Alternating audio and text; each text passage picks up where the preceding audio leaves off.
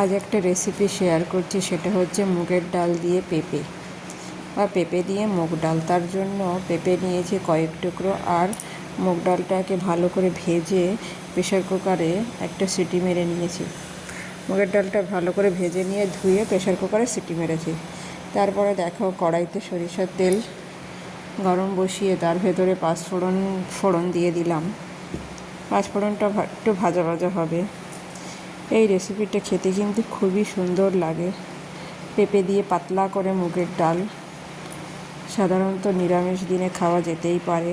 দেখো, পাঁচফোড়নটা হয়ে যাওয়ার পরে আমি দুটো শুকনো লঙ্কা আর একটা তেজপাতাটাকে মাঝখান থেকে দুটুকরো করে দিয়েছি। দেখো, পাঁচফোড়নের সঙ্গে তেজপাতাটা খুবই সুন্দর করে ভালো করে তেজপাতা শুকনো লঙ্কাটা ভেজে নেব। ফোড়নটা ঠিকমতো ভাজা হলে তরকারিটা খেতেও সুন্দর লাগে। দেখো, প্রায় হয়ে গেছে ফোড়নের ভাজাটা। তার ভেতরে আমি আবার কেটে রাখা যে পেঁপেগুলো টুকরো, সেগুলো দিয়ে দেব। দেখো, সমস্ত পেঁপের টুকরোগুলো দিয়ে দেব। এই তেলের ভেতরেই পেঁপেটা ভালো করে ভেজে নেব।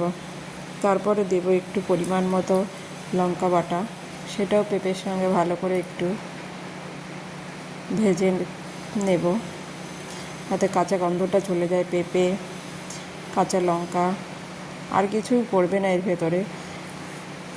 মশলা বলতে তেমন একটা কিছু পড়বে না। এই যে দিয়ে দিলাম একটু হলুদ গুঁড়ি, এটাও এর সঙ্গে ভালো করে দিয়ে দেব, নাড়াচাড়া করে নেব। তেলের ভেতর দিয়ে ভালো করে ভেজে দিলাম। এরপর দিলাম পরিমাণ মতো লবণ, সেটাও পেঁপে, লঙ্কা আর হলুদের সঙ্গে ভালো করে মিক্সড করে নেব। লবণটা আমি যেহেতু পরে দিলাম, নইলে পেঁপেটা গলে যাবে, ভাজাটা হবে না। একটু ধিমি আঁচ ধরে ভাজতে হবে পেঁপেটা। তারপরে দেখো, প্রেশার কুকারে যেটা আমি মুগের ডালটা সিটি মেরেছিলাম, সেই ডালটা দিয়ে দিলাম।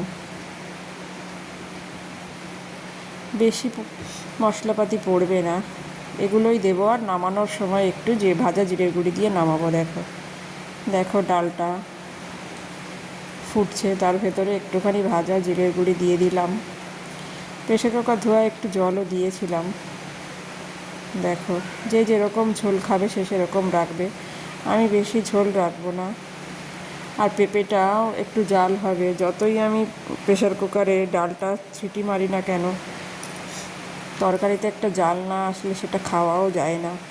দেখো, এই যে আমার হয়ে গেছে। দেখো, আমি নামিয়ে নিয়েছি, আর কিচ্ছু দেবো না। দেখো কত সুন্দর হয়েছে। দেখো, পেঁপে দিয়ে মুগের ডাল পাতলা করে, আর মশলার ভেতরে একটু ভাজা জিরের গুঁড়ি দিয়েছি, আর যা সামান্য লবণ, হলুদ, লঙ্কার ফোড়ন, ব্যাস।